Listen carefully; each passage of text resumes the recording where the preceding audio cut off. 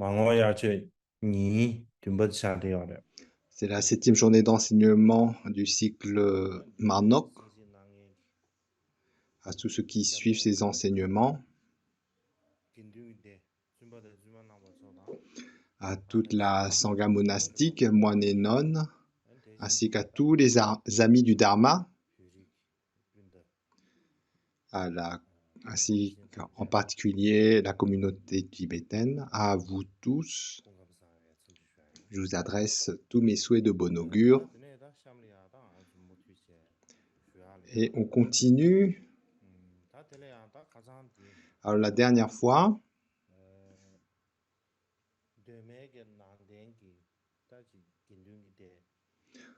on a évoqué la sangha, la communauté monastique pendant le bouddhisme originel, comment notamment elle a évolué après le parinirvana du Bouddha. Notamment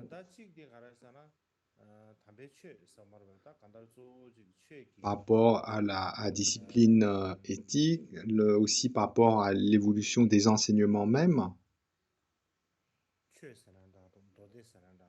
Que l'on parle de la compilation des sutras. Donc comment tout ça a fait face aux nouvelles situations.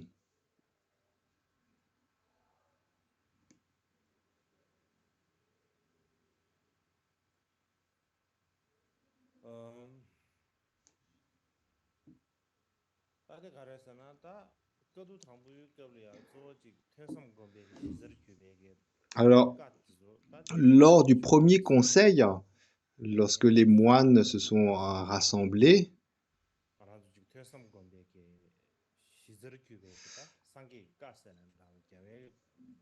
ils se sont concentrés en grande partie sur les enseignements du Bouddha qui portaient sur l'écoute, la contemplation et la méditation.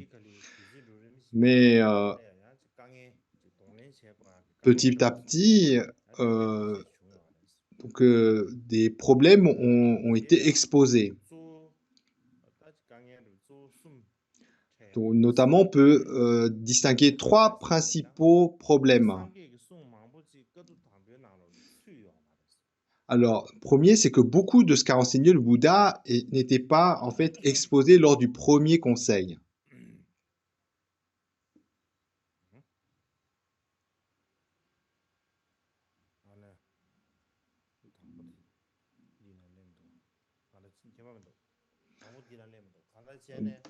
Donc la première diapo n'arrive pas, mais peu importe.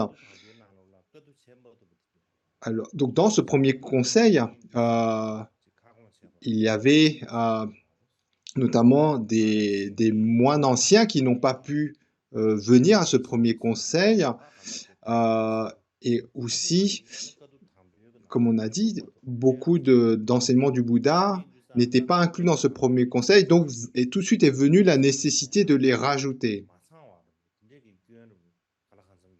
Et aussi, comme il y avait dans ce contexte aussi des moines seniors qui n'ont pas pu venir à ce premier conseil, eh bien, les participants présents n'étaient pas vraiment ou totalement représentatifs de tous les principaux disciples du Bouddha.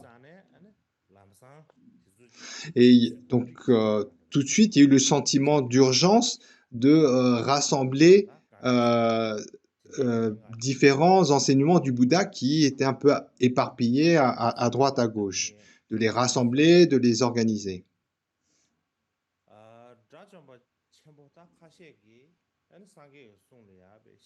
Donc, concernant le deuxième point, quelques grands arhats avaient étudié en profondeur les enseignements du Bouddha, comme par exemple le célèbre Shariputra, et le Bouddha lui-même avait fait l'éloge de l'enseignement de ces quelques grands arhats. Et puis donc, de ce fait, les enseignements même de Shariputra et de ces quelques grands arhats ont été aussi compilés.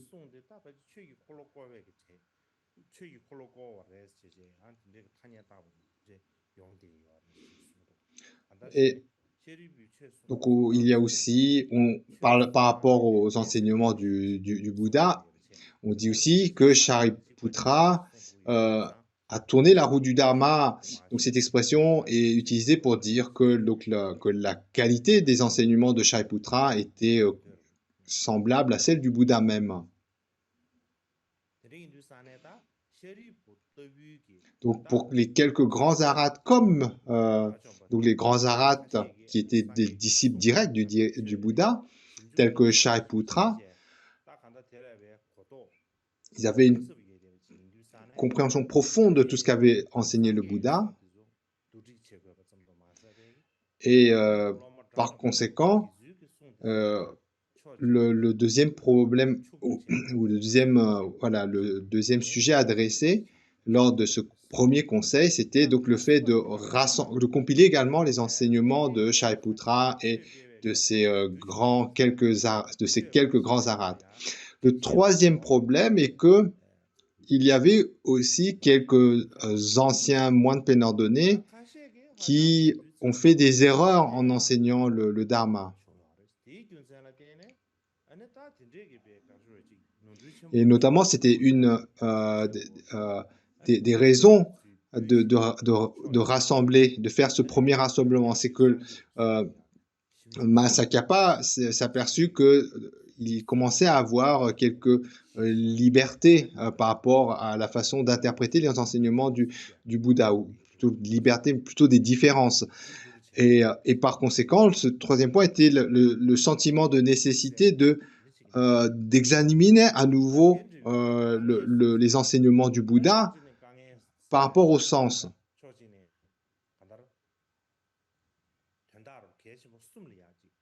Donc voilà, dans les grandes lignes, les trois principaux problèmes qui ont apparu lors du premier conseil.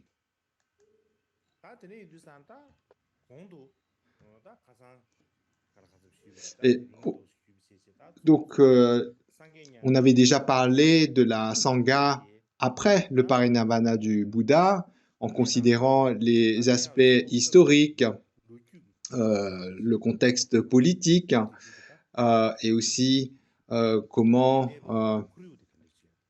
donc dans l'environnement qui était, la société qui était, la Sangha, la communauté bouddhiste s'est développée. Donc ça, on en a parlé la dernière fois, n'est-ce pas? Et donc on va continuer sur ce sujet.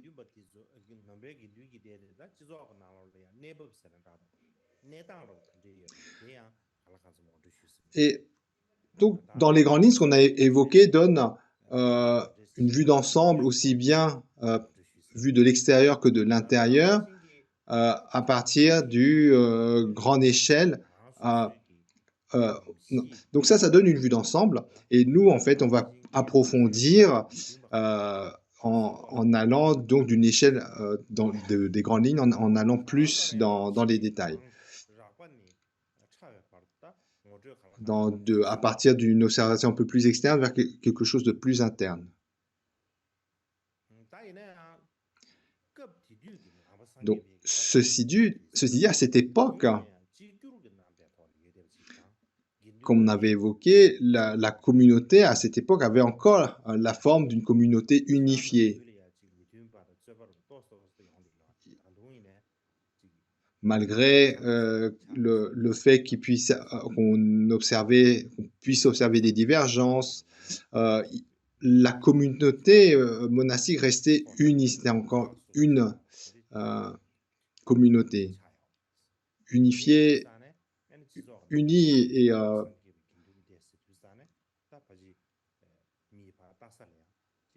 donc même s'il y avait des disputes, des désaccords, tout cela, en fait, ne menait pas à une division.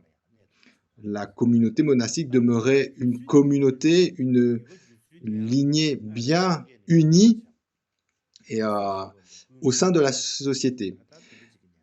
Et la lignée, elle est passée du Bouddha Shakyamuni à Mahakasyapa, ensuite de Mahakasyapa, elle est passée à Ananda. Et donc, on parle ici de ce qu'on appelle les héritiers des enseignements du Bouddha. Les héritiers des enseignements du Bouddha pendant l'époque du bouddhisme originel. Donc, c'est ça plus qu'on va développer dès maintenant, c'est-à-dire donc les héritiers des enseignements du Bouddha à l'époque du bouddhisme originel. Lors du vivant du Bouddha, avant qu'il parte en parinirvana, le Bouddha lui-même était universellement considéré de façon indiscutable comme étant le détenteur des enseignements, le chef de la communauté monastique.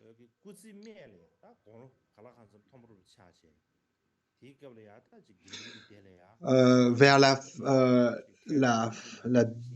fin de sa vie, disons la deuxième partie de sa vie, il n'a pas guidé directement la communauté monastique. C'était plus la charge de Shariputra et Moggallāyana.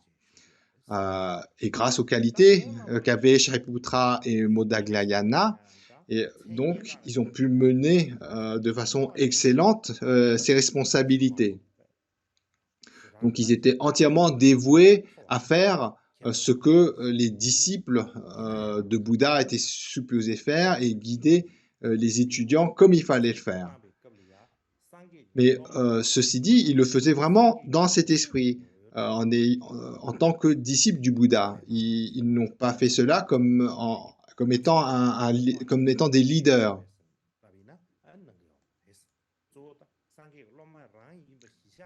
Voilà, c'est vraiment en tant que disciple du Bouddha, en tant que disciple dévoué du Bouddha, accomplissant ce que le Bouddha enseigne, habité par cette mission qu'ils ont accompli leur responsabilité. Ensuite, à ce moment-là, donc on parle du démon Devadatta. Donc l'expression en tibétain, on dit le démon Devadatta. Mais le terme démon ici est utilisé pour donner un terme péjoratif.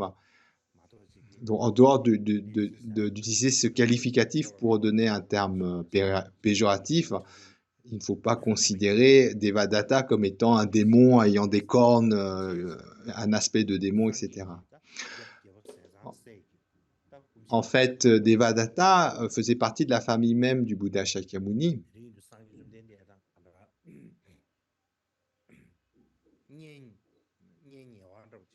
Il faisait partie de la famille proche.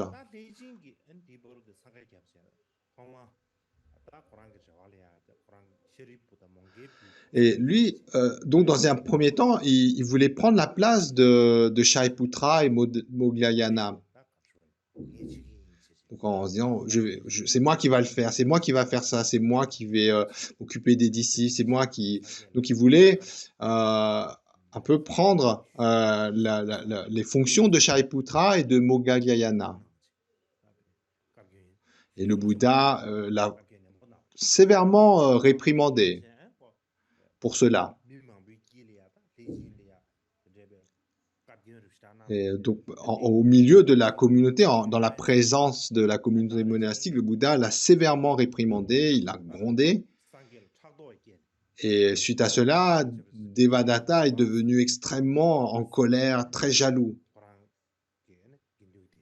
Et il a décidé d'établir lui-même la Sangha. Donc, il a tenté à diviser la Sangha. En fait, vous savez, lorsqu'on parle des 5 actes aux conséquences incommensurables, donc l'un de ces 5 actes, c'est le fait de diviser la Sangha en la présence du Bouddha. Donc ça, un exemple, voilà, un exemple de cet acte incommensurable, c'est ce qu'a accompli Devadatta en tentant de séparer la communauté du Bouddha. Donc, par colère et par jalousie, donc il essaie de créer un schisme, de ramener vers lui la communauté monastique, et puis également il remet en doute la position du Bouddha. Il n'hésita pas à critiquer directement le Bouddha en disant qu'il était devenu vieux, qu'il devenait sénile, et il a même fait de mauvaises choses. Mais, mais en réalité, même s'il s'est engagé dans de telles activités, il n'a pas été en mesure de, de, de, d'influencer, de remettre en cause l'autorité, la reconnaissance que tout le monde avait du Bouddha. Le Bouddha demeurait de façon incontestable et universelle comme étant le détenteur authentique des enseignements, le chef spirituel le plus élevé de la communauté monastique que lui-même avait créée. Et durant la vie du Bouddha, en fait, aucun de ses disciples, malgré ce qu'a fait Devadatta, n'a remis en cause le statut de chef suprême de la communauté monastique, le statut de détenteur authentique des enseignements.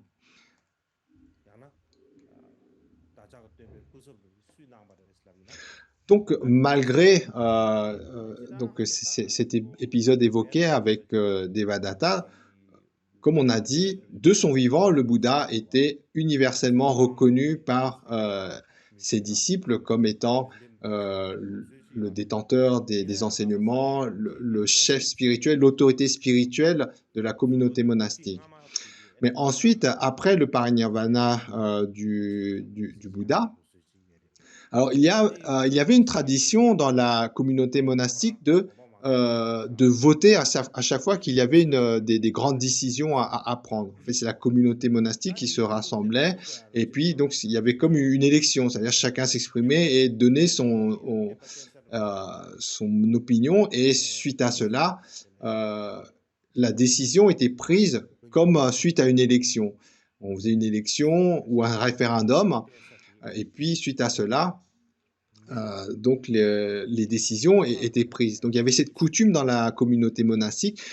Néanmoins, après le parinirvana du Bouddha, celui qui a succédé au Bouddha Shakyamuni n'a pas été choisi par ce système de référendum ou d'élection. En fait, pour la succession du Bouddha, la tradition s'est faite par de façon suivante, c'était le leader en place qui désignait son successeur. Ainsi, le Bouddha, tout d'abord, avant de passer en parinirvana, nomme Mahakasyapa. Donc Mahakasyapa est reconnu comme étant le premier héritier des enseignements. Et ensuite, Mahakasyapa lui-même, par la suite, désignera Ananda comme étant le deuxième héritier des enseignements. Ensuite, aussi, donc il y a un récit comme quoi, en fait, le Bouddha a désigné deux successeurs, un parmi les humains et un parmi les dieux. Donc, parmi les hommes, il a désigné Mahakasyapa. Ensuite, dans les dieux, parmi les dieux de longue vie, donc il a également désigné un successeur. Alors donc il y a eu des récits comme quoi le Bouddha procédait de cette façon parce que simplement confier la lignée aux dieux de longue vie n'était pas fiable. Mais pour revenir aux faits historiques, eh bien, nous, donc, en tant qu'humains, le Bouddha désigne Mahakasyapa. Alors ensuite, donc il y a ce terme de héritier des enseignements du Bouddha, comme on a dit. Donc Mahakasyapa est le premier des héritiers des enseignements. Mais ensuite, il y a aussi l'autre appellation qui est héritier qui est l'enseignant. Donc c'est une terminologie un peu différente. Mais ensuite, donc ceci dit, il y a aussi des opinions divergentes concernant qui étaient les héritiers des enseignants. Donc sur la diapo, tout d'abord, donc si on se réfère au Pali, au Vinaya du Pali, ainsi que dans les récits historiques du Sri Lanka, le Mahavamsa, et donc il y a, ils sont listés 5, hein, comme vous pouvez voir sur les 5 points, 5 héritiers. Le premier, c'est Opal, deuxième Dasaka, troisième Sonata, quatrième Sigava et le dernier Mogaliputta Tissa. Donc c'est principalement en suivant, donc vous avez les noms sur la diapo, Upali, Dasaka, Sonaka, Sigava et Mogaliputta Sita. Donc ça, c'est les noms qu'on peut retrouver dans ces références. Ensuite, si on se réfère à la littérature tibétaine, eh bien, voilà les 7 qui sont cités. Mahakasyapa, Ananda, Swastin, Sanavasin, 3e, 4 Upagupta, 5 Titika, 6 Krishna et 7 Mahasudarsana. Alors, ceci dit, donc on voit déjà qu'il y a une différence entre ces deux sources. Alors ensuite, quand on regarde par rapport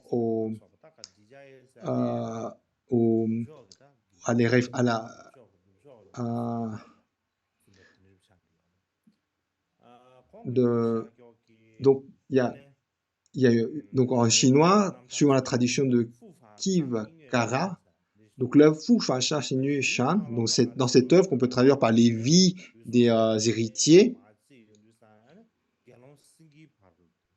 eh bien, on liste 24 héritiers des enseignements. Donc le 24e étant le moine Simha.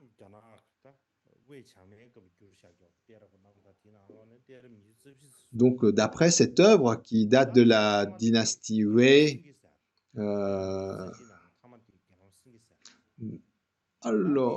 et le dernier de ces 24, la dynastie Wei, c'est entre 386 et 535. Et donc donc c'est le roi Qiping en chinois, c'est le roi Mihirakula dans le royaume du nord de l'Inde, le royaume Bactria. En fait, ce roi Mihirakula, il persécute le bouddhisme. Il détruit la communauté monastique et il tue donc le moine Simha, qui est listé comme étant le 24e des héritiers. Mais cependant, cette référence qui a été traduite en chinois, les chercheurs actuels émettent des réserves. Ils mettent en doute cette lignée. Alors pourquoi? Il y a 3 raisons principalement. La première, c'est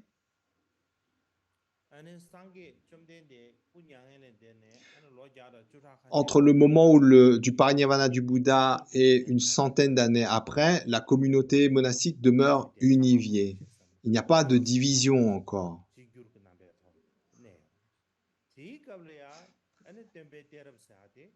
Et donc à ce moment-là, durant cette période, les héritiers des enseignements étaient en fait donc leader ou chef unique.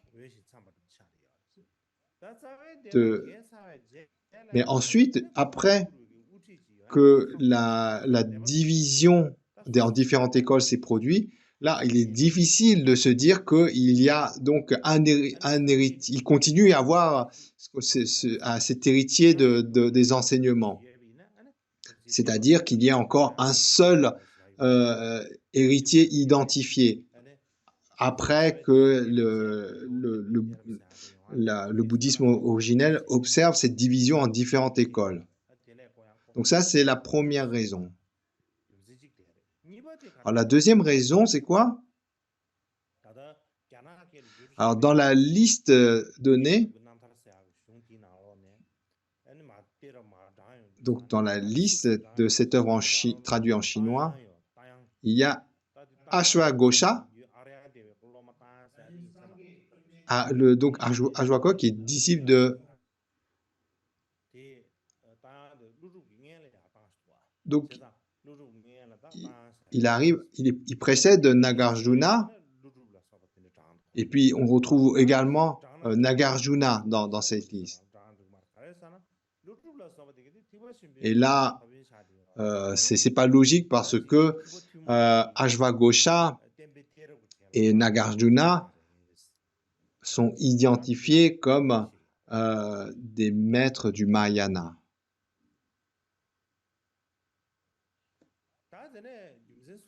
Et la troisième raison,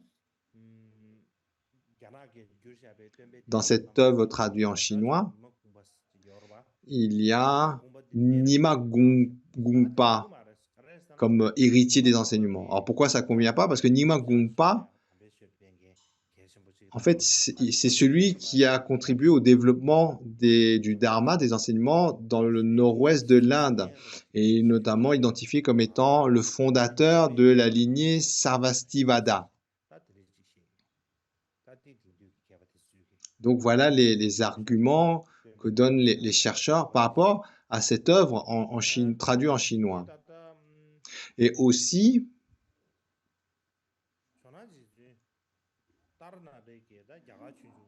dans l'œuvre de Taranatha,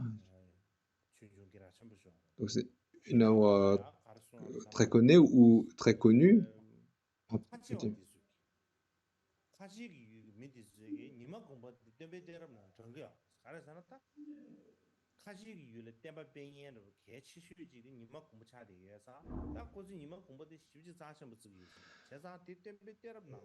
Donc, qui fait cette remarque que, en fait, Nima Gupta était un maître très influent, et c'est en fait par cela que certains ont comme senti le besoin de l'intégrer dans la liste des héritiers des enseignements, compte tenu de l'influence qu'il a eue. Mais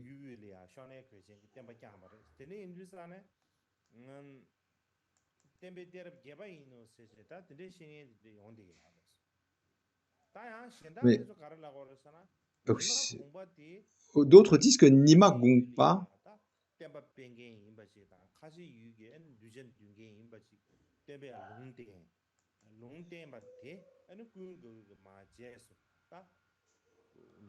donc en fait il est listé parce que c'était un maître qui a été prophétisé par Ananda.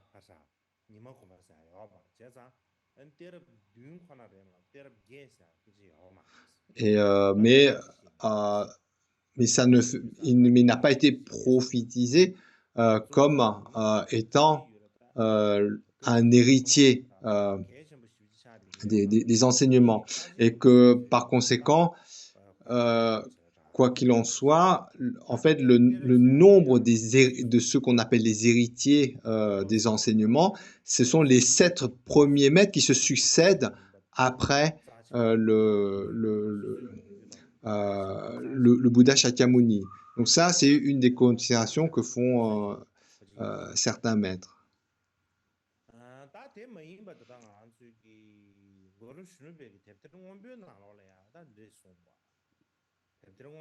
Alors, dans les annales bleues qui vient de Golotsawa Chenupal,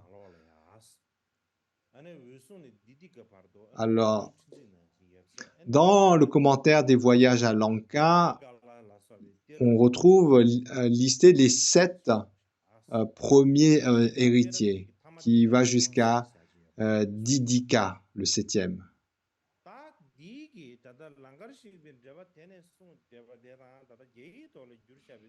Et donc, lorsqu'on compare l'œuvre de Golotsawa et celui donc, traduit en chinois, pour les 7 premiers, si on regarde, donc comme on a dit, dans l'œuvre traduite en chinois, il y en a 24. Dans l'œuvre Les Annales bleues de Golotsawa, Donc la liste va jusqu'à 19.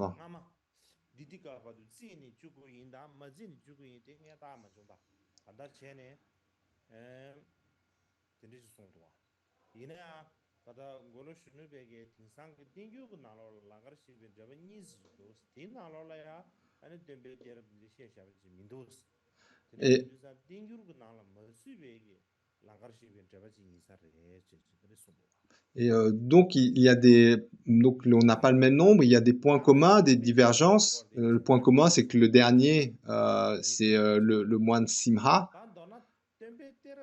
Euh, Quoi qu'il en soit, euh, lorsque ces deux commentaires des voyages à Lanka, lorsqu'on regarde les versions actuelles dans le Tengur, il semble, en fait, ça n'apparaît pas dans les Tengur actuels. Donc, il semble qu'il y a un commentaire qui n'est pas inclus dans les Tengur. Mais je détaillerai ça lorsque on abordera ce sujet des héritiers des enseignements. Alors, donc ce qu'on appelle ces héritiers des enseignements n'avaient pas seulement l'autorité en tant que chef spirituel de la communauté monastique, ils avaient aussi la responsabilité de préserver les enseignements et de les propager. Et ça, c'est un point qui est important à savoir parce que donc la façon dont le bouddhisme s'est développé après le parinirvana du Bouddha, eh bien, est en grande partie lié à l'influence qu'ont eu ces héritiers des enseignements. C'est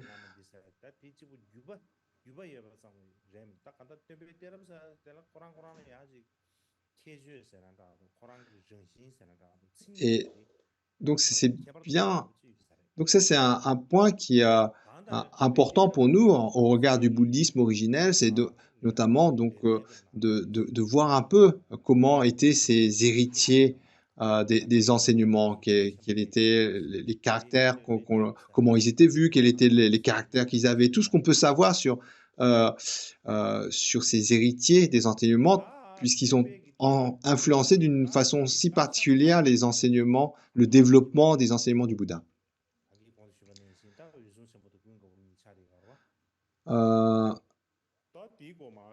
Plus tard, je parlerai plus en détail donc de cette lignée et les particularités de ces héritiers des enseignements. Donc, on verra ça plus tard. Quoi qu'il en soit, je vais pas développer cela, mais néanmoins, en fait, là, on va développer concernant les deux premiers héritiers des enseignements, que sont Mahakasyapa et Ananda, on va en particulier parler de leur parinirvana.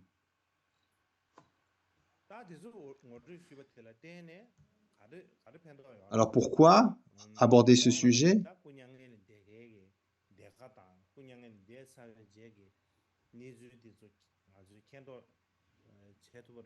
Donc si on connaît un peu comment ça s'est passé, eh bien, donc, par la force des choses, également la communauté monastique, comment elle était à leur époque, comment elle était également, on va en avoir une idée.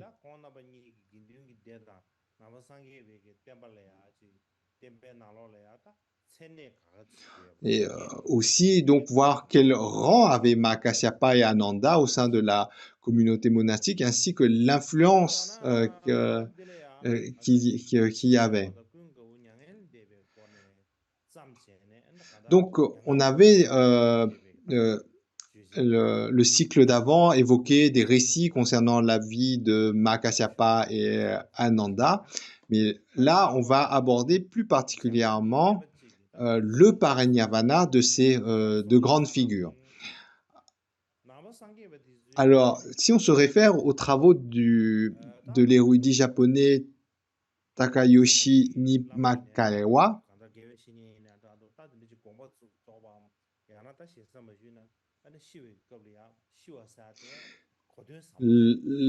l'intérêt qu'on porte par rapport au nirvana, à cet événement du passage en nirvana, vient que lorsque une grande figure décède ou passe dans l'au-delà, a un sens profond. Et les circonstances dans lesquelles cela se peut produire, dans les circonstances dans lesquelles ça s'est produit, montrent comment donc le lien, le rapport entre les enseignements du Bouddha par rapport à cette figure qui est partie, ainsi que comment la communauté monastique considérait cette figure. Par exemple, lors du parinirvana du Bouddha lui-même, le parinirvana du Bouddha lui-même est considéré comme étant la réalisation ultime, comme c'est notamment décrit dans le sutra du Mahaparinirvana. Donc dans ce sutra, notamment qu'on retrouve en Pali, ce sutra du Mahaparinirvana, rien que par le titre,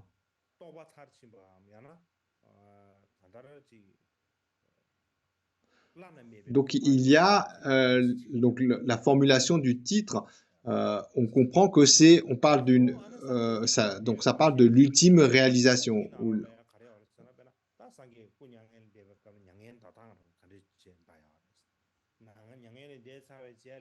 Donc, ce passage en l'au-delà, qui est appelé Mahaparinirvana, donc c'est le terme parinirvana, Mahaparinirvana, donc est décrit comme étant comme un parachèvement, l'ultime réalisation.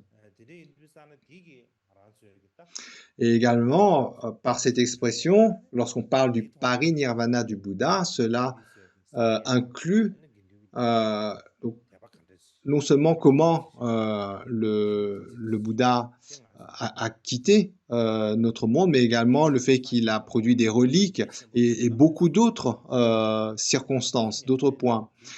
Et donc, lorsque on étudie le parinirvana du Bouddha, notamment, on montre à quel point les gens ont tenu en estime le Bouddha et sa communauté monastique.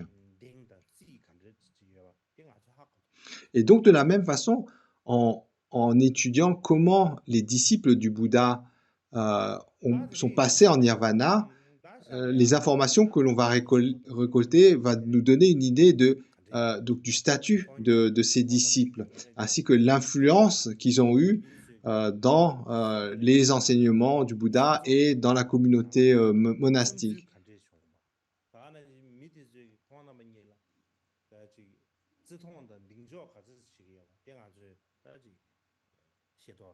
Et ainsi, donc, en considérant les travaux de ce chercheur Takayoshi Nimakawa, par rapport au parinirvana de Mahakasyapa et Ananda,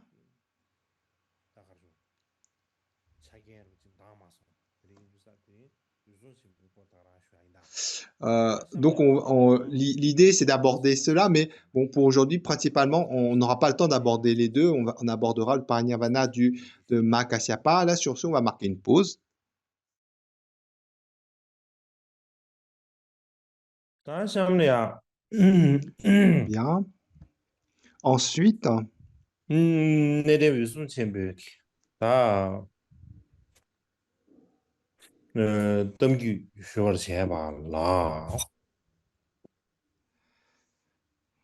on va parler de l'histoire de Mahakasyapa.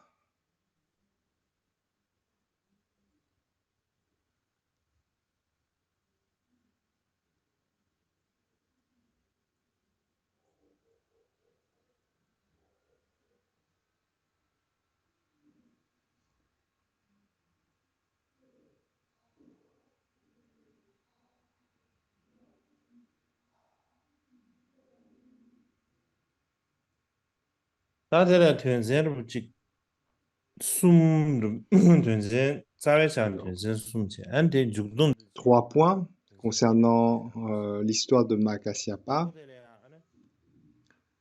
On peut parler de 4 parties, même s'il y en a que 3 sur la diapo. Alors, la première partie, ça porte sur avant le nirvana de Makasyapa.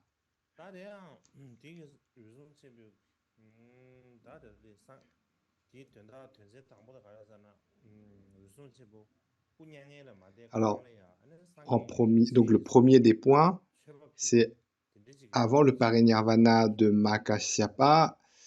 Donc, il y a un récit comme quoi il va faire des offrandes aux reliques du Bouddha. Alors, le récit vient d'un Vinaya intitulé Les points fins ou subtils de discipline. Le texte existe en tibétain, traduit par Yeshede. En chinois aussi, il a été traduit. Et qu'est-ce qu'il racontait? Un jour, Makasyapa s'approche du vénérable Ananda et il lui adresse la parole.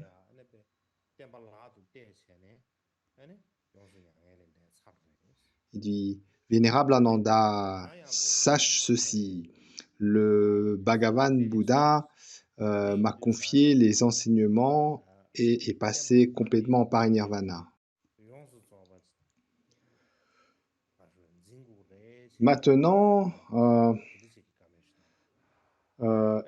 je vais bientôt aussi partir en parinirvana et c'est à toi de protéger les enseignements. Et notamment, il dit que à Rajgir, à Rajagriha,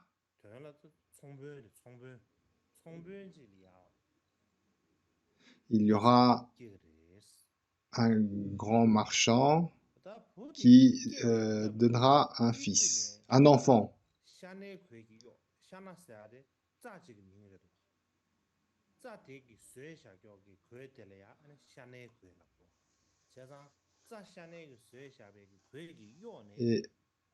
Et il sera nommé Sanavasin. Et en fait, son nom est lié à une forme de tissu. Donc en fait, c'est un discours prophétique. L'enfant n'est pas encore né.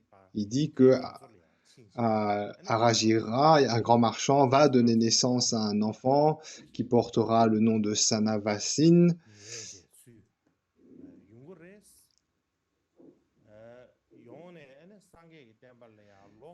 Il traversera le grand océan, reviendra. Et ensuite, il parle donc d'un festival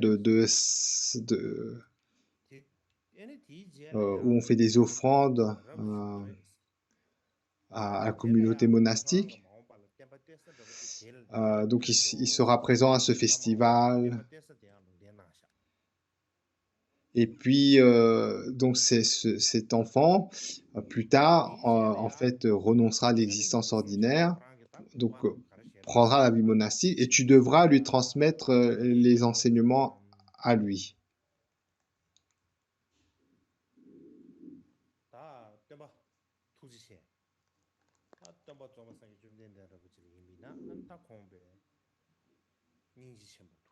Et le vénérable Makasyapa pense ainsi, il se rappelle de son maître, le Bouddha Bhagavan, notamment à toutes les épreuves qu'il a traversées avec grande passion, grande compassion, qu'il a été un ami spirituel d'infinie qualité à son égard. Et donc, suite à ses souvenirs, il dit qu'il va faire des offrandes, qu'il doit faire des offrandes aux reliques. Et donc il pense, voilà, en fait c'est sa dernière volonté. Avant de partir en parinirvana, il dit il faut que j'aille faire les offrandes aux reliques du Bouddha. Et une fois que j'aurai fait ça, je pourrai quitter ce monde tranquillement, en paix.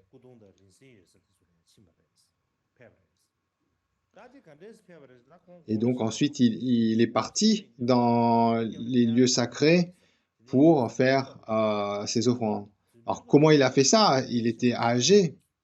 En fait, c'est par ses pouvoirs miraculeux qu'il s'est déplacé. Il allait se rendre aux quatre grands stupas. Ce qu'on appelle les quatre grands stupas sont les quatre lieux sacrés.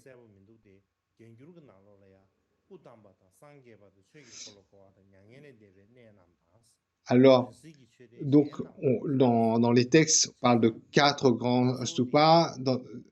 Et donc, dans certaines références du Vinaya ne sont pas claires, mais dans une, il précise que ces quatre grands stupas, c'est en fait le lieu où le Bouddha est né, le lieu où le Bouddha a, a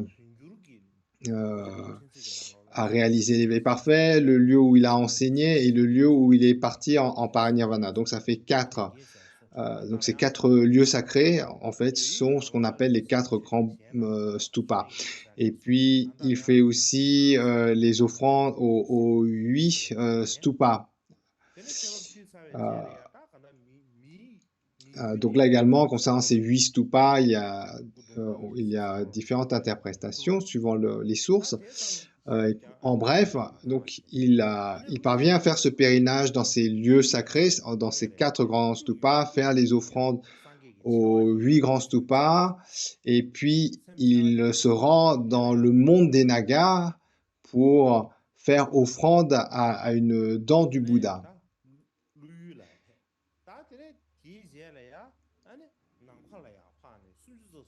Et ensuite, après avoir fait cette offrande à une relique qui est de dents du Bouddha, dans le monde des Nagas, il monte dans le ciel, va au paradis des 33,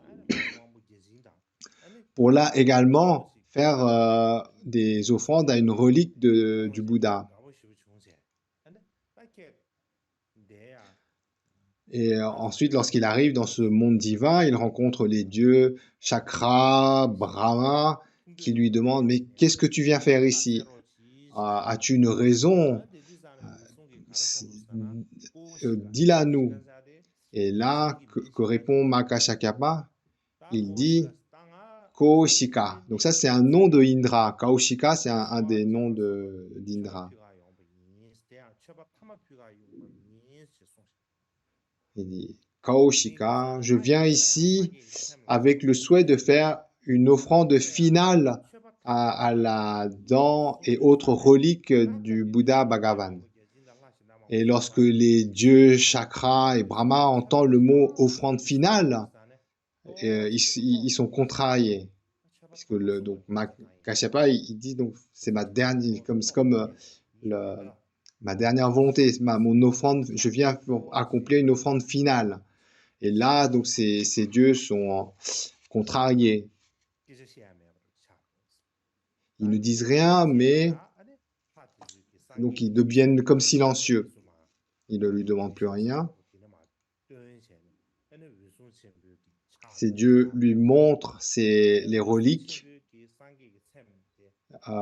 et notamment Makashyapa prend entre ses mains la dent du Bouddha et il la regarde sans sourciller, comme il la regarde avec des yeux grands ouverts, il la regarde bien, il la pose au-dessus de sa tête,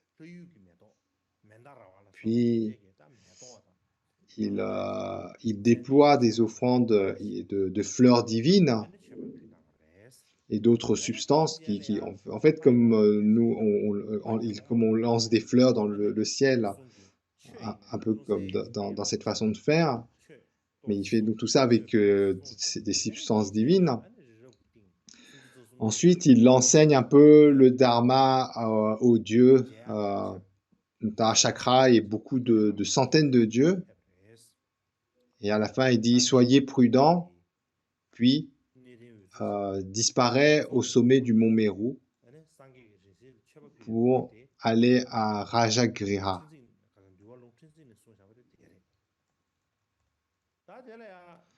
Donc, dans le Duatizin, dans un des Vinaya, on a ce récit.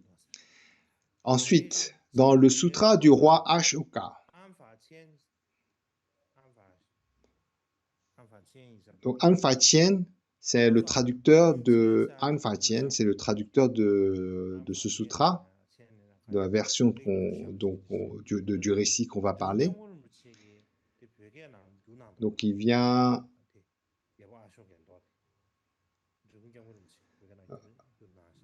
Ce sutra est également traduit en tibétain.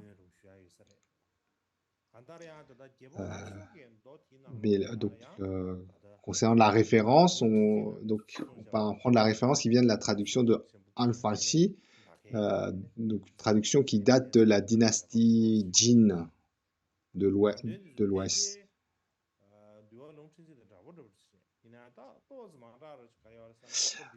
Alors, le point principal est que la description qu'il y a dans ce sutra est très comparable, très semblable à ce qu'on vient à ce qu'on vient d'évoquer par rapport au récit dans le Vinaya. Donc, c'est très semblable. Donc, dans ce sutra-là, Mahakasyapa pense, le Tathagata Bouddha est mon ami spirituel. J'ai besoin comment on dit ça, répondre à sa bonté par rapport à toute la bienveillance qu'il a montée, en fait, montrer gratitude. Voilà, je vais lui exprimer gratitude par rapport à toute la bonté du Bouddha. Et donc, il cherche les moyens pour exprimer sa gratitude au Bouddha.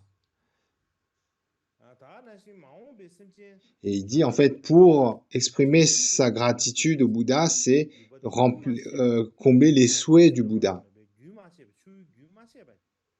Et donc ça, d'une certaine façon, il l'avait fait. Donc ça, il dit, par tous les moyens possibles, j'ai préservé une conduite éthique parfaitement pure. J'ai accompli le bien des êtres au travers du Dharma. Pour le bien des êtres futurs, je me suis assuré que ces enseignements sont préservés, que la lignée va être poursuivie sans interruption. J'ai purifié les actes nuisibles des insouciants, et pour les êtres qui ont un peu de conscience, de sens de responsabilité, je leur ai aidé à demeurer heureux. J'ai accompli tout ce que j'ai pu accomplir pour exprimer ma gratitude au Bouddha. Maintenant, je suis vieux, mon corps est fatigué, décrépit, et je suis fatigué. Il est temps pour moi de passer en nirvana.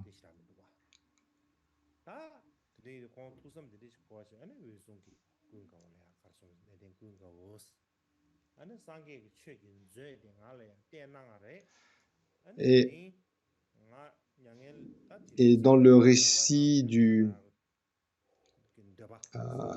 Vinaya, comme on a évoqué tout à l'heure, Kasyapa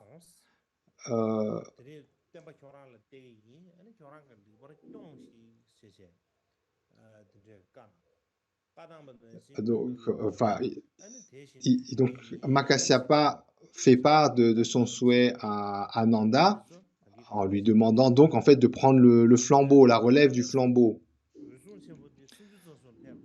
de reprendre le flambeau, de reprendre la relève. Et donc ensuite, Makasyapa part dans les mondes des 33 dieux. Ensuite, il va dans les mondes des Nagas pour également faire finir ses enfants. Donc, en fait, c'est la même séquence que évoquée dans le Vinaya. Il va d'abord dans le monde des Nagas, ensuite dans le monde des dieux.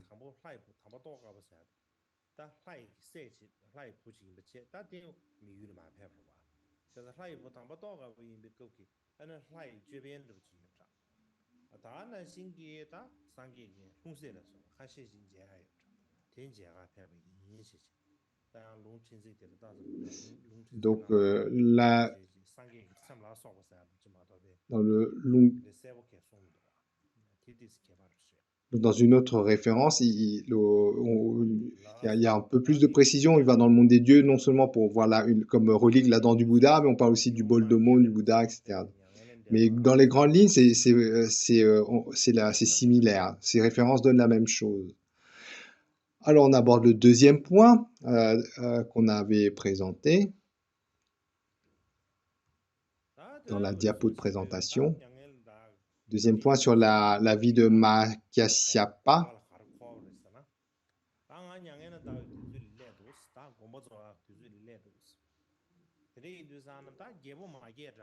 Donc, on en était au point où...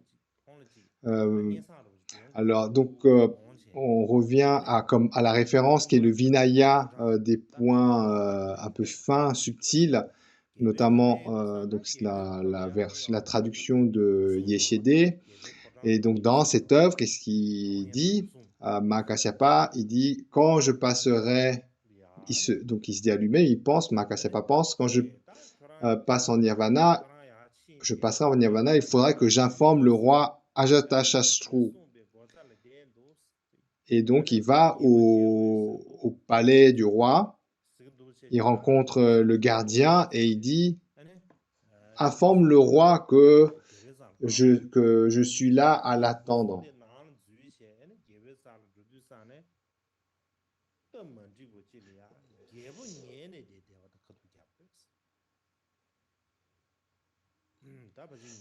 Et puis, donc, il rentre avec le...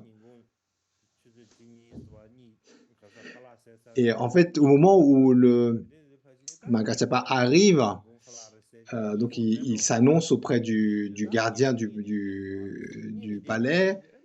Et là, en fait, donc, au palais, il se rend compte que le roi est en train de faire sa sieste.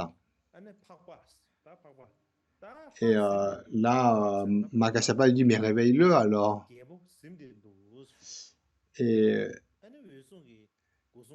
Et là, le gardien, il dit, mais si je réveille le roi, il va me punir. Il a un peu un caractère courroucé, il va me punir.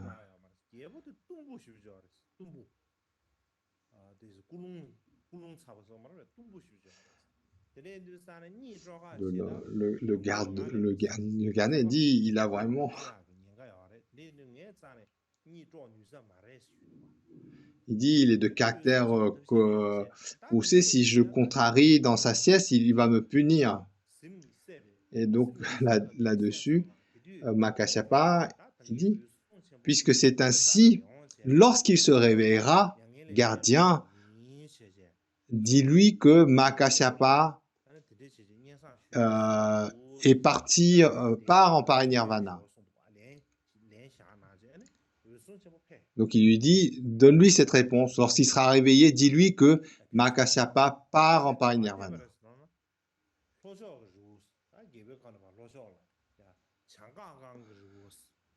Alors où va Makasyapa? Il va à la montagne Kukutapada, dans le sud.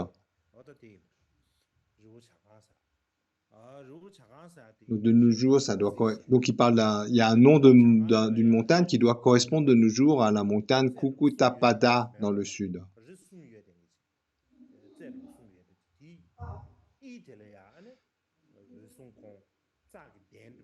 Donc au milieu, il y a comme 3 pics lorsqu'il gravit sur la montagne. Et à ce moment, il se dit, en voyant ces 3 pics,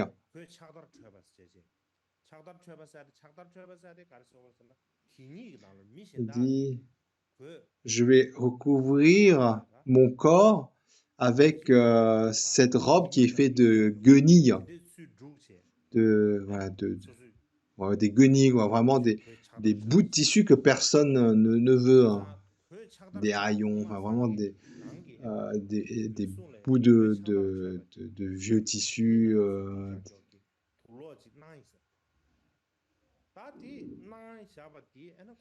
Mais donc cette robe fait de haillons, fait de morceaux de vieux tissus. C'est une robe que le Bouddha Bhagavan lui a donnée et qui est donc bénie. Et donc il dit, je vais porter ça de sorte que, en fait, mon corps va rester ainsi jusqu'au moment où le prochain Bouddha, le Bouddha Maitrepa, viendra pour développer les enseignements. Donc en fait, son idée, c'est qu'il va se mettre dans un état de concentration méditative jusqu'à ce que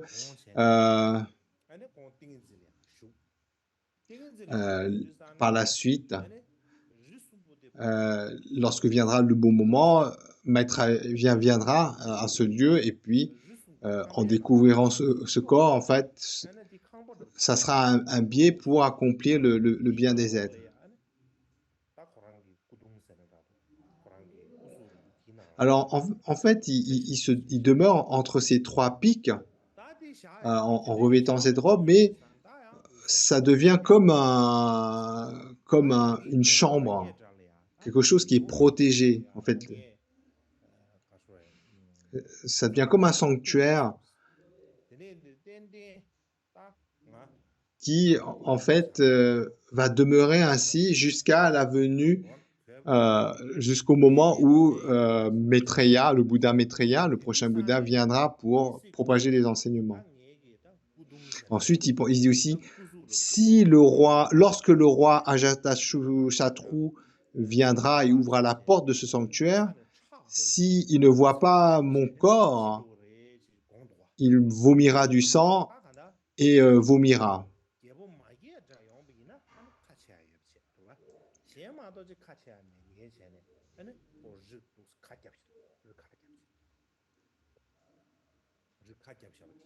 Et en fait, donc pour éviter que le roi Ajatashatru meure ainsi, en fait, c'est comme il va s'emprisonner dans ce sanctuaire.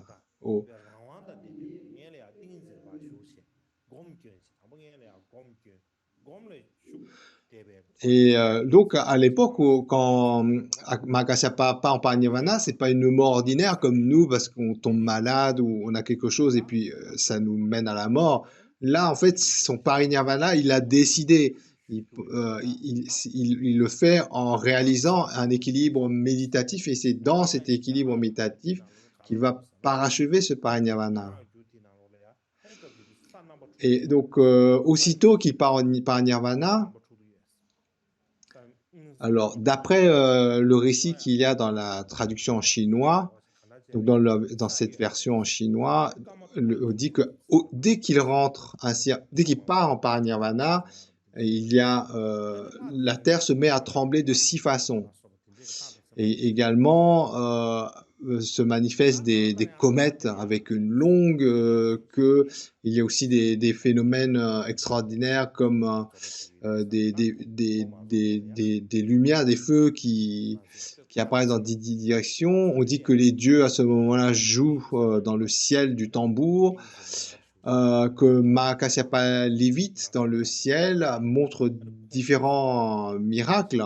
Par moment, il fait de son corps s'écoule de l'eau, par moment, c'est du feu. Il y a des torrents d'eau qui s'écoulent de grands nuages, etc. Et ensuite, donc, à la fin, donc, il se retrouve dans la roche, comme la grotte de la roche, et là, il demeure dans la même position que le Bouddha Shakyamuni pour partir en parinirvana.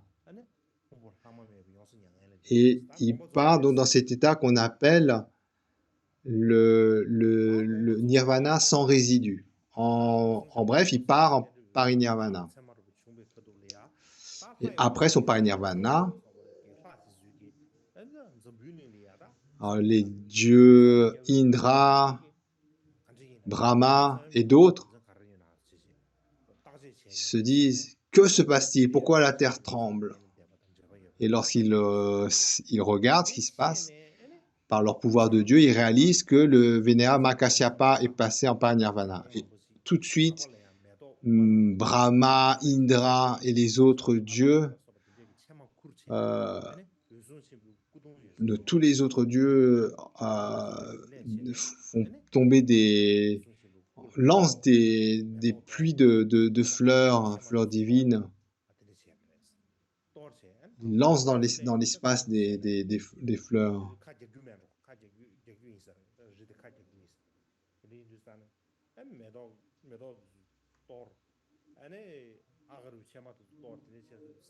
Donc il y a différents noms de fleurs qui sont donnés, mais donc on évoque des fleurs divines.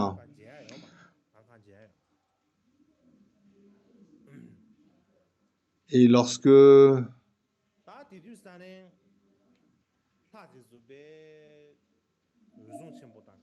donc il voit le corps de Makasyapa au milieu de ces trois pics montagneux. Donc ils font tous ces offrandes de fleurs et puis recouvrent les trois pics. Et les dieux sont tous attristés. Il dit, on n'a même pas eu le temps de récupérer, de finir notre deuil d'avoir perdu le Bouddha Bhagavan. Et nous venons donc d'assister au parinirvana de Makasyapa. Donc ils évoquent ça comme si en fait ils avaient perdu quelque chose d'immense. Ils disent notamment que le monde, le royaume de Magadha en fait est devenu comme obscurci. Il a perdu tout ce qu'il avait de lumineux.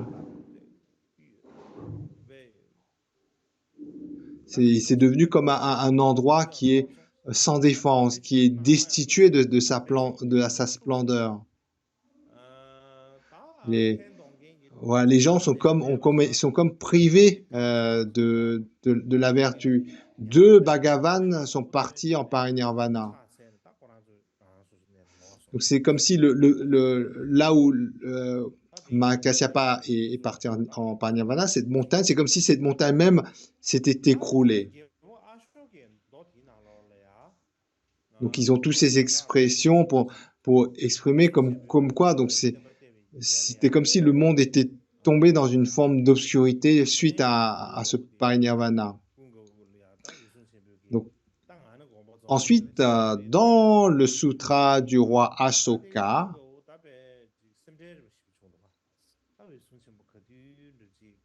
il y a donc le récit suivant.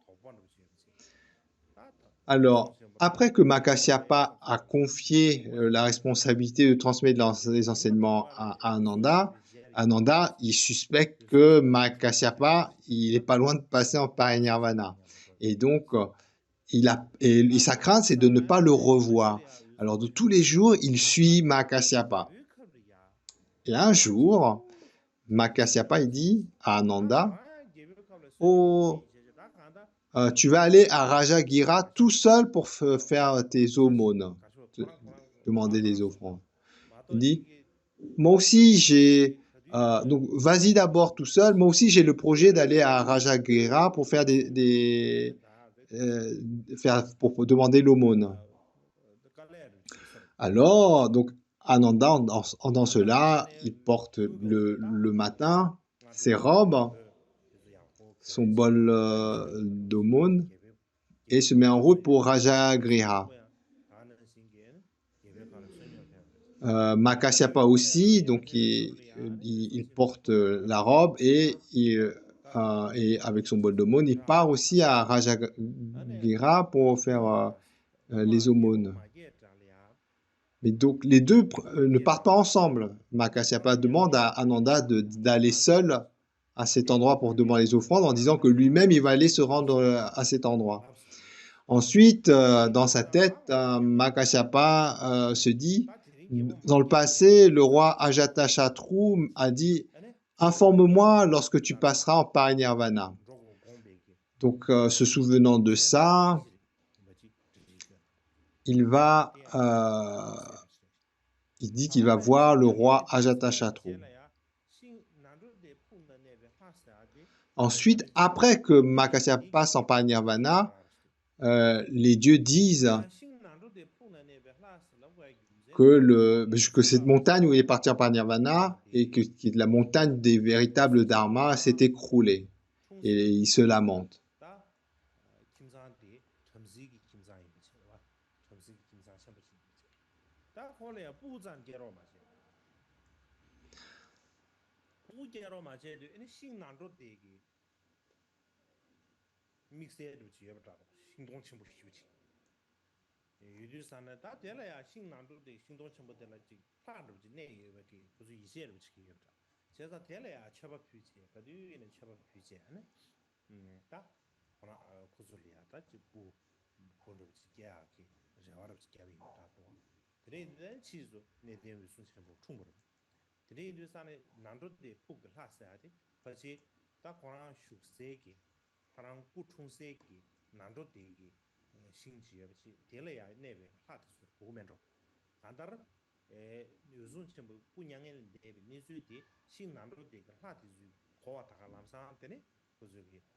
Alors, ensuite, donc, par rapport à...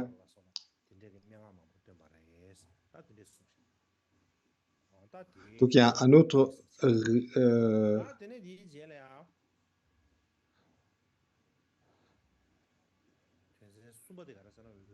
donc, dans une autre version, donc, il y a donc il y a un récit qui est relié par rapport à sa naissance. Mais bon, passons les détails. Donc, troisième point, comme vous venez de voir sur la diapo, c'est quand Ananda et le roi Ashastru vont aller rendre hommage à Makashyapa après son parinirvana. Donc, ce troisième point, c'est après le parinirvana. Le premier point des récits, c'était avant le parinirvana. Le deuxième point des récits, comme on vient de voir, c'était le parinirvana de Makashyapa. Et ensuite, alors là, par rapport à ce qui se passe par rapport à l'après-parinirvana de Makashyapa, donc il y a un récit comme quoi le roi Ajatashatru rêve que la lignée des oncles dans la famille royale est brisée. Et en se réveillant, il est effrayé.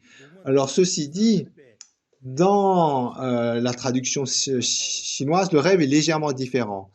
En fait, dans le palais, il rêve que il y a comme une lance dans le palais et elle se brise. Donc le rêve est un peu différent dans la version en chinois. Quoi qu'il en soit, c'est un rêve de mauvais augure qu'il fait. Il se réveille, dans les deux cas, il se réveille effrayé. Et lorsque le gardien de la porte lui annonce que le vénérable Makashyapa part en parinirvana, en entendant donc le message du gardien de palais, il s'évanouit immédiatement. Il s'écroule sur le sol. Et lorsque donc il reprend conscience parce qu'on lui envoie de l'eau pour le rafraîchir, et donc il reprend conscience. Donc il se précipite pour aller rencontrer Ananda. Il va à la bambouseraie, il rencontre le vénérable Ananda et en le voyant, il se prosterne, il plonge à ses pieds, il se prosterne à ses pieds en disant j'ai entendu aujourd'hui que Makashyapa est passé en parinirvana et il fond en larmes.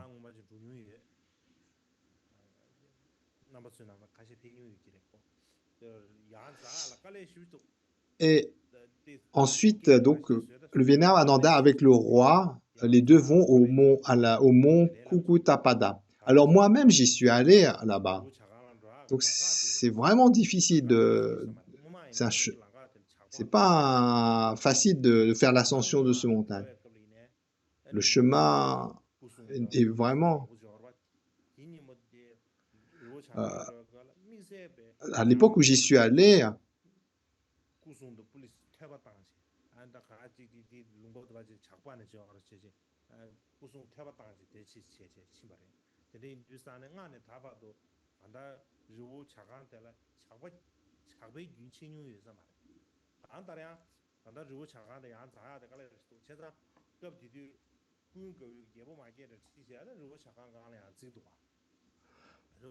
euh, donc quoi qu'il en soit,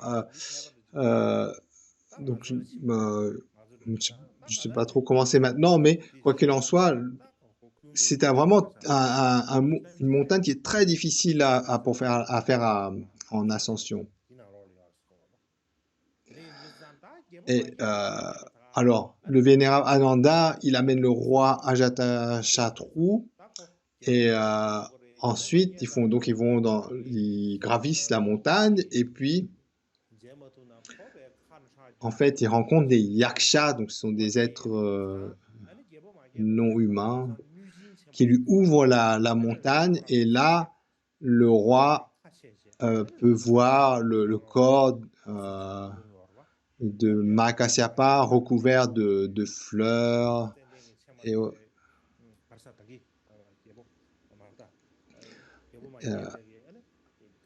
et lui-même, le roi lui-même envoyé par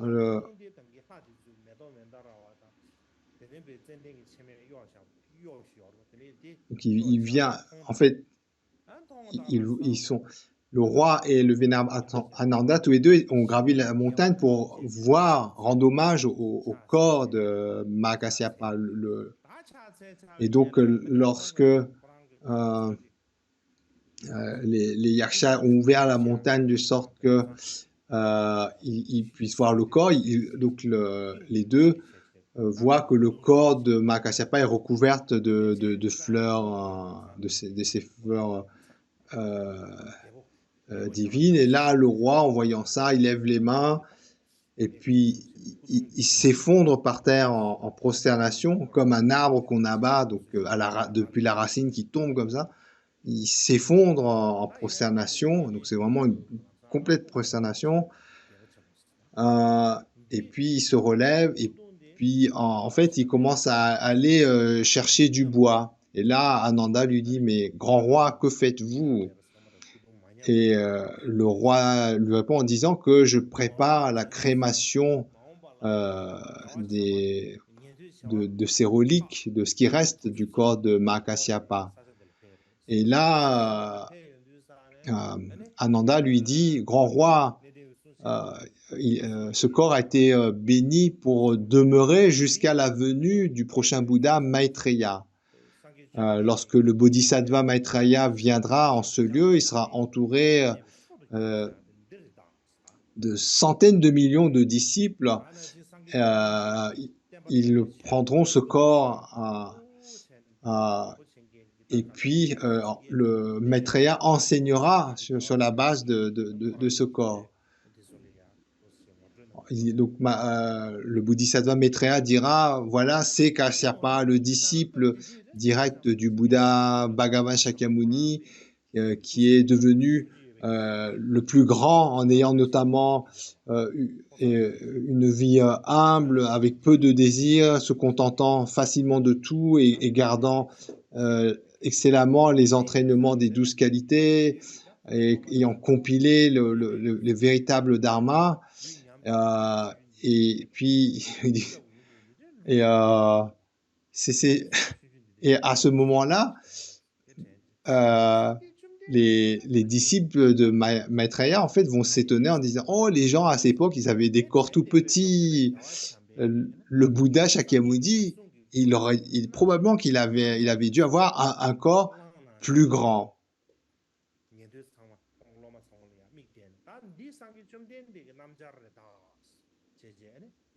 Et puis aussi,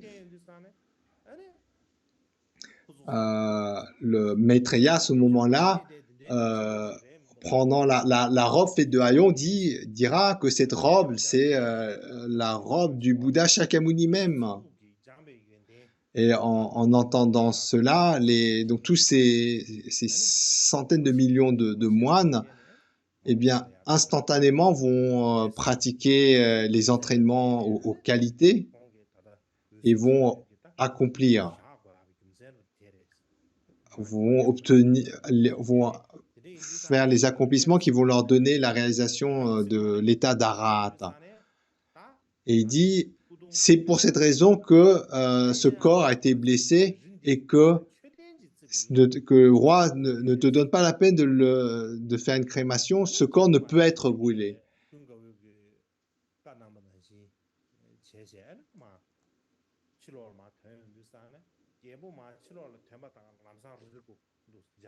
Et donc, le roi obéit à Ananda, donc il ne fait rien de ce qu'il voulait faire. Et puis, donc les deux sortent. Et dès qu'ils sont sortis, la montagne se referme derrière eux. Donc dans le récit, il parle de construire un stupa au-dessus.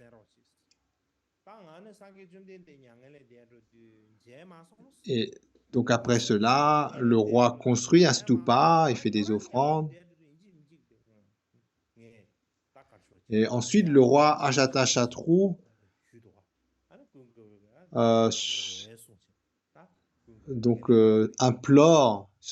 implore au pied du vénérable Ananda en lui disant Vénérable, je n'ai pu être là pour le parinirvana du Bouddha Bhagavan, je n'ai pu être là pour le parinirvana de Mahakasyapa non plus. Donc je vous fais la requête de me permettre de pouvoir être témoin de votre parinirvana. Et là-dessus, Ananda est d'accord. Ensuite, si on se réfère au sutra du roi Ashoka, le récit est similaire, donc il n'y a rien à rajouter de plus. Et donc on avait dit dans le diapo d'avant, il y a 3 points, mais il y a un 4e point qui est un peu comme on va résumer un peu. Hein.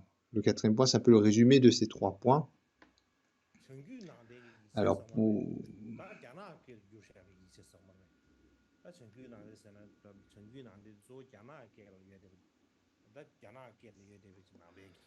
donc, dans un des récits où on trouve la traduit en chinois,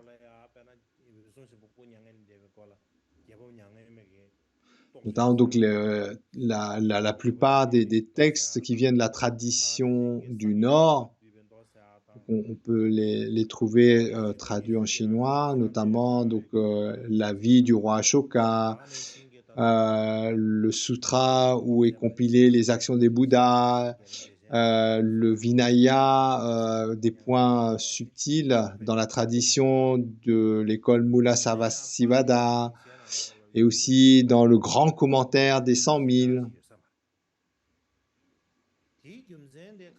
Ceci dit, dans les écritures en pali, il semble qu'on n'en parle pas très beaucoup de parinirvana de Mahakasyapa. Alors, pour quelle raison? En fait, on trouve à peine des récits sur le parinirvana de Mahakasyapa dans les écrits en pali. Alors, d'après Namikawa Takayoshi, donc un expert japonais, alors lui, son interprétation,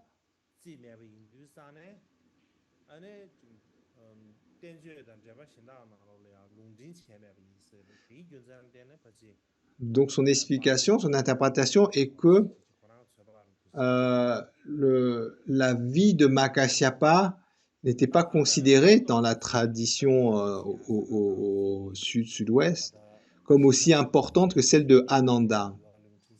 Et c'est pour ça que c'était pratiquement pas mentionné dans les commentaires et les traités.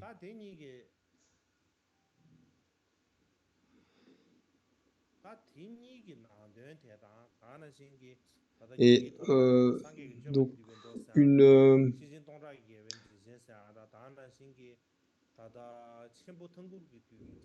donc par rapport aux références qu'on a évoquées, comme le Vinaya des points détaillés de l'école Mula Sarvastivada, la vie du roi Ashoka. Donc dans ces deux références, les récits sont semblables, elles concordent. Il y a néanmoins quelques différences par rapport au sutra qui compile les actes des Bouddhas, ainsi que dans le grand commentaire des 100 000.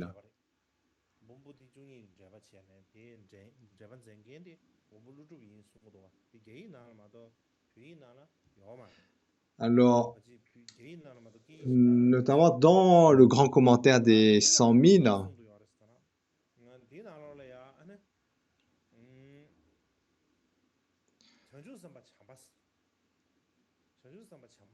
alors dans ce grand commentaire aux 100 000, où on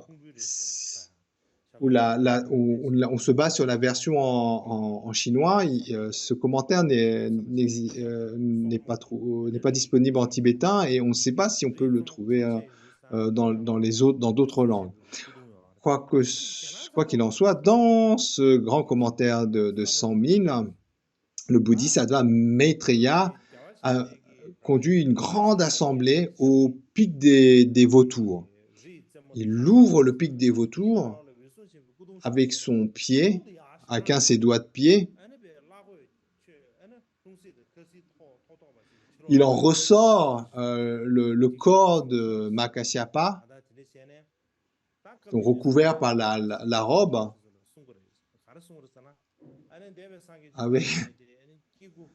avec son bonhomme, etc.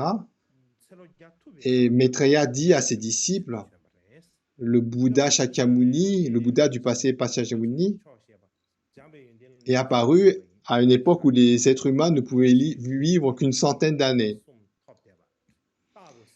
Et là, il a eu notamment comme disciple le grand Mahakasyapa, un des plus grands de ses disciples, qui avait peu de désirs, qui se satisfaisait d'un rien, qui excellait dans les entraînements aux 12 qualités, qui avait les 6 clairvoyances, les 3 connaissances, qui était toujours rempli de compassion envers les êtres sensibles, qui leur apportait beaucoup de bienfaits, de bonheur.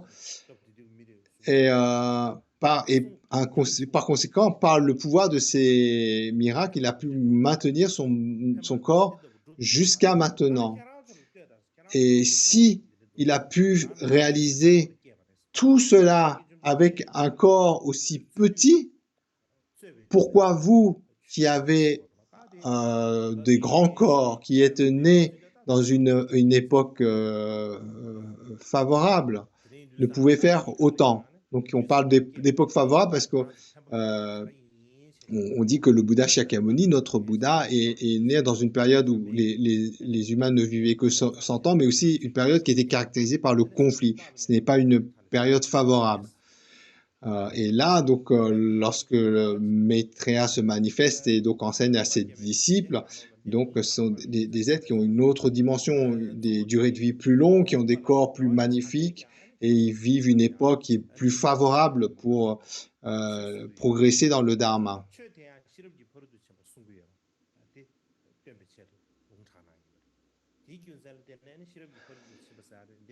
Et donc dans ce texte, il est dit qu'en fait, c'est à partir du moment où le Bodhisattva Maitreya révèle le corps de Mahakasyapa qu'il commence à enseigner le véritable Dharma et libère un nombre innombrable d'êtres sensibles des plus grandes souffrances.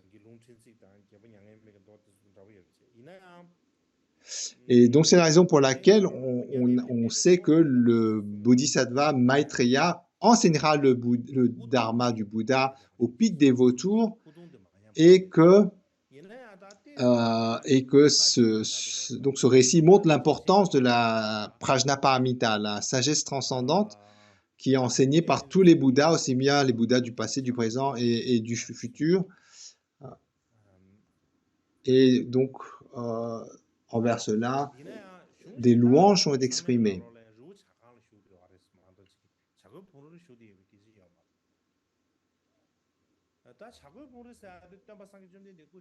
Alors là, comme on a pu le noter, dans ce grand commentaire, on parle que Makashyapa a accompli son parinirvana au pic des vautours, alors que dans les autres références, on mentionne bien le mont qu'on vient d'évoquer tout à l'heure. Et en fait, le pic des vautours, il est connu dans la littérature bouddhiste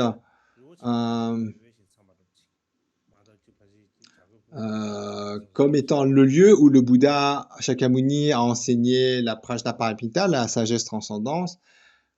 Et c'est aussi, le lieu est connu aussi parce que c'est là que le Devadatta, le mauvais disciple, qui est de la famille du Bouddha, a essayé de tuer le Bouddha.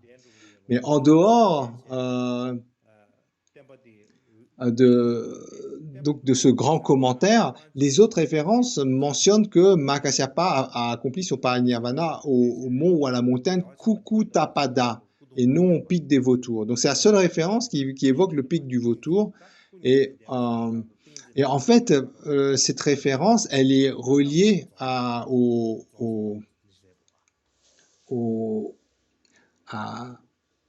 donc à l'enseignement sur la Prajnaparamita. Le Bouddha enseigne la Prajnaparamita, la sagesse transcendante, à nombreuses reprises au pic des vautours. Donc c'est notamment pour ça que le pic des vautours est connu. En plus de l'épisode où Devadatta, au pic des vautours, a essayé de tuer le Bouddha en l'envoyant un gros rocher. Mais donc, en dehors de ces quelques différences mineures dans les différents récits de Mahakasyapa qu'on a évoqués,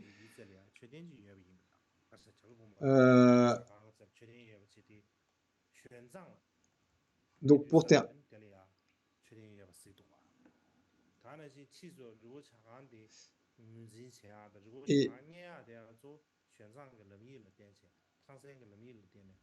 et aussi, donc quand Mahakasyapa confie les enseignements à donc, en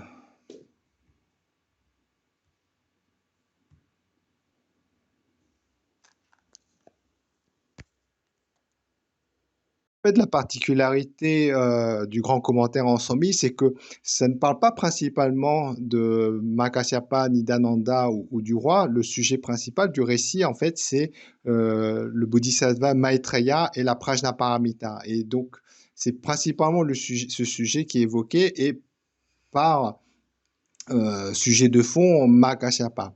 Mais pour conclure, dans les grandes lignes, donc les points communs ont été évoqués, les points communs par rapport aux différentes références.